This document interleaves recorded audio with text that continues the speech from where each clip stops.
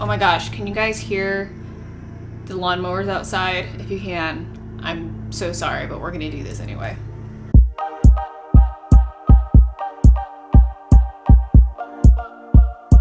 What is up, people? It is Jessie. Today we are going to be talking about how to get your very first freelancing client. So if you are either in a job and you're looking to start something on the side, or maybe you just quit and you're like, oh my gosh, I need money coming in pronto, I'm going to teach you the ways to do that. Now, a little bit about myself. If you don't know my background, I've been freelancing now for a total of about 2.5 years, and in that time I actually had to start twice. So I did it first for 8 months, and then I quit that and went back to a regular job, and then I quit again and I went back to freelancing, and both times I had to build up a client base. Yeah, there was a little bit of carryover, but honestly, I had to build it basically from scratch each time. So today I'm sharing 4 ways to do it, and in a future video I will be sharing 4 more. I was going to do it all in one video, and I was practicing. I was like, this is getting really long. So keeping it small and bite-sized, we're going to start with 4 techniques to get you started. Okay, but before we dive into those, I want to ask you a really important question, and that is, what do you want to do?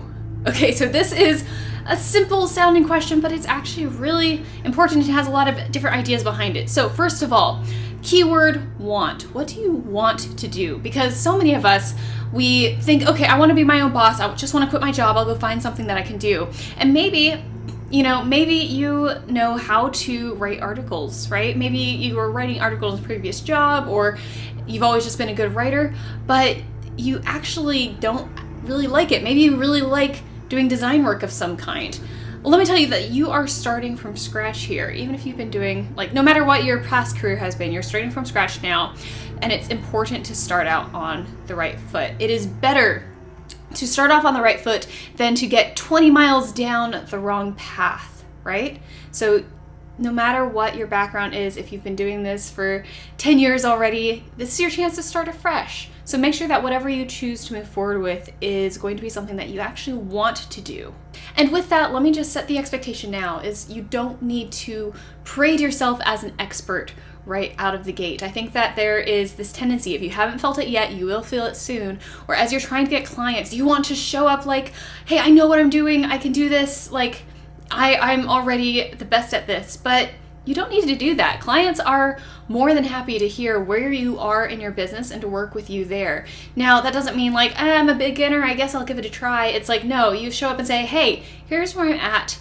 Here's what I can do for you. And then you give it your all and try to get them the best results that you can with the experience that you have. When you are honest and upfront like that, clients will respond. And then finally, I want to talk about the concept of finding your niche. This is something that you'll hear talked about a lot if you haven't already. Your niche, if you aren't familiar with that term at all, it's essentially what you specialize in. So you can either specialize in the type of work you do, maybe you only design social media graphics, or you can niche by what kind of client you work with. Maybe you specialize in working just with software agencies that make at least X amount of revenue every year.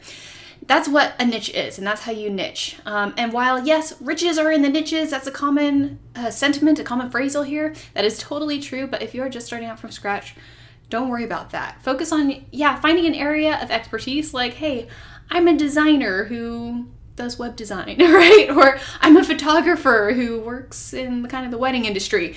Find that general area, but don't go so crazy into being super specific about who you work with yet.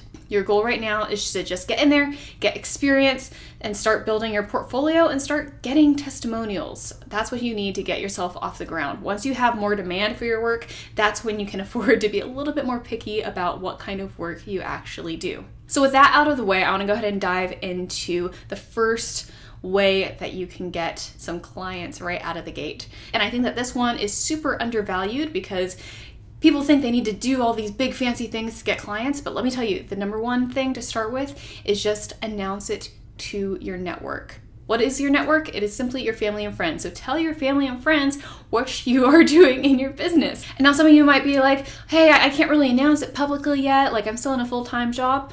Like, you don't need to, put it on a billboard. Just tell people who you trust. Like, hey, I'm doing this new thing. If you know anyone who wants it, hit me up. And with that, it doesn't have to be salesy. Here's a really easy technique. Post it on Facebook if you have Facebook. and say, hey guys, just announcing my switch from this to this. If you're worried about people seeing it who you shouldn't, there are privacy settings. That's the great thing about Facebook posts. Change the privacy settings to only people you trust. But go ahead and announce it, and then, maybe the next day reach out to a few trusted people, especially ones who are well connected. And you don't have to be salesy about it. Just say, hey, I'm doing this now. This is what I'm specializing in. Here's the kind of thing that I can do. And I said specializing, but I don't mean niching. I'm just like, hey, I'm doing photography work now in this general area. Do you know anyone who could use this service? And just see what happens. And probably at that moment, they won't have anyone in mind. Maybe you'll get lucky, but what that means is that you will be top of mind when maybe they're at work and their boss says, oh, we need to hire a photographer for this. They'd be like, oh, hey, I have a friend who will probably do it for pretty cheap because they're starting out. That is where you want to be.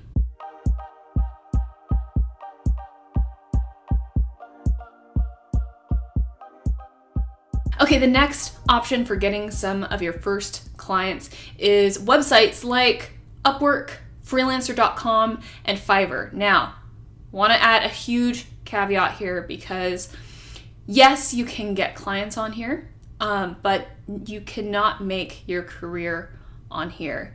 These websites are pretty notorious for having low-paying gigs.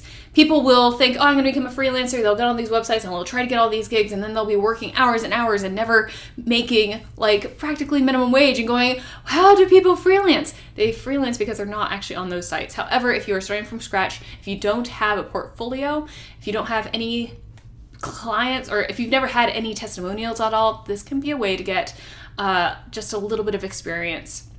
So these websites do tend to be pretty competitive, so you do need to do something to stand out and to show at least that you have some experience. So a pre-step to this might be some volunteer work, and maybe these sites even also have volunteer options on there as well. I'm not totally sure. They're usually more volunteer specific websites that you can look up, but you have to show that you can do the work in order to get a client, even if it's a $5 gig, right? You need to show that you kind of know what you're doing to get people to pay $5. So if you don't have any of that, either volunteer or do mock-ups, right? If you're trying to make it as a logo designer, create some fake logos, put them up there, say, hey, I'll design a logo for you for X amount of money, see what happens. It's worth a shot, but get on there, get what you need, and get off there as quickly as possible. Okay, the third way to get clients out of the gate is to do cold outreach to local businesses. Cold outreach means that it's not warm outreach. Warm would be like, hey, it's somebody that you kind of know, you've been in touch with. Cold outreach is just, we've never talked before, hey, do you want to work together? But like anything else, it doesn't have to be weird, it doesn't have to be salesy. You can just be yourself and show up and say, hey, here's where I'm at. Can I help you with anything? So the way to do this, if you're, again, starting from scratch, you will want to work with a business that is on the right level. So in the future, you could do cold outreach to bigger businesses that are more competitive to get freelancing gigs with. But when you're starting out, look around your community. Where are the businesses that you know they're probably a little cash strapped? They maybe don't have any experience doing what you offer, and they would easily just eat up the opportunity to work with someone like you, even if you have just a little bit more experience than them. Because again, at this stage, if you're just trying to get testimonials and build your portfolio a little bit, you can afford to do work at a very reduced price. And I usually recommend go for a super discount versus just doing it free, but that is up to you. But again, as soon as you can, as soon as you have a testimonial, stop selling things for free, because that is what you need. That is how you get to the next level, guys, is you collect your testimonials, you raise your prices. You get another good testimonial, you can raise your prices because you can prove that you're able to do what you say you're able to do. That's what those testimonials are for. But reach out to a few of these local businesses. You're going to identify who the owner is, and you can do this either by checking out their website if they have a website.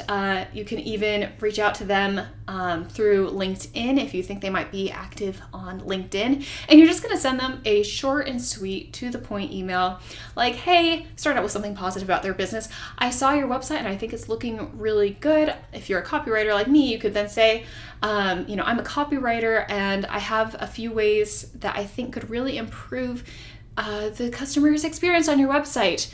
I would love to do this. I'm just starting out as a freelancer and I could do it for, this reduced rate. Just test. There are tons of templates out there on how to do cold outreach.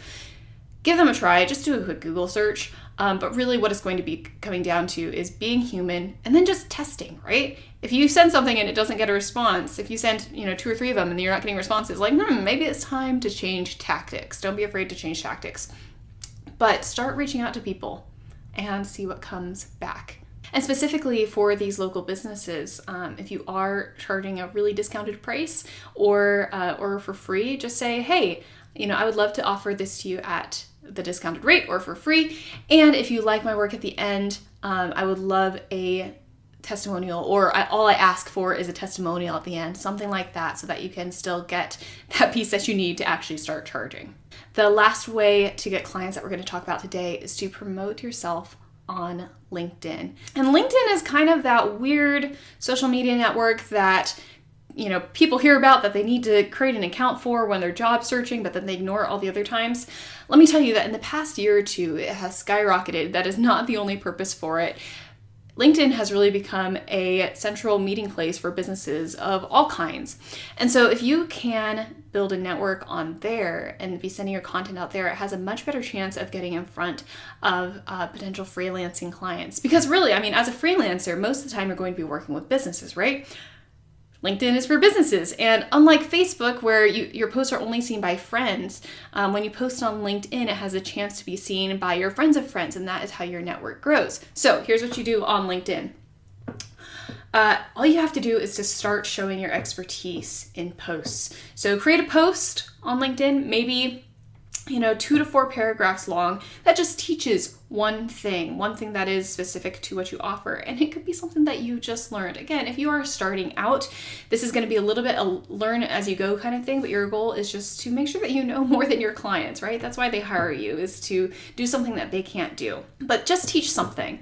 And at the end, include a hashtag or 2, usually pretty broad ones. Like I would tag mine as copywriting, or hashtag copywriting tips, hashtag SEO tips, whatever I'm talking about in that piece, and then post it. And then anytime somebody comments on it with something insightful, or it's clear that they, gave a thought, pretty much any comment, right? That's not just like, hey, not spam. Go ahead and send them a personalized connection request. Because they've already engaged with you, it's a little bit of that warmer lead, right? That you can say, hey, thanks so much for your comment. I'd love to connect with you. And once they connect, start messaging them. Again, not salesy. You're not out to be like, hey, you commented. Can I get work from you? You're just going to ask them about their business. You're going to say, hey, what kind of stuff do you do? How's business going? Make some friendly, polite conversation. And then as you're wrapping up the conversation, if it's natural, just say, hey, well, it sounds like you're dealing with this because you've asked about what's going on in their business. I do X. If you ever have a need for this, I'd love to chat more about what it might look like to work together. Easy way. Another way that I do this, if you want it to be even softer, if it's not that kind of situation where you think they could even work with you, I just say, hey, consider me a resource. If you ever have questions about this, feel free to reach out. I'm happy to chat with you about them. And that makes it very approachable. You're not asking, for this big sell. You're just saying, hey, I'm here. This is what I do, and I'm happy to help. And those are my 4 tips for today on how to get your first freelancing client. If you have any questions on any of these, please definitely leave a question down below. And if this was useful to you at all, if you got any new ideas, please hit that like button. It lets me know that these videos are useful to you. And if you like videos about doing your own thing, starting your own business, marketing, all that stuff, consider subscribing. I'm making more videos like this. So yeah, until next time, guys, I will see you around.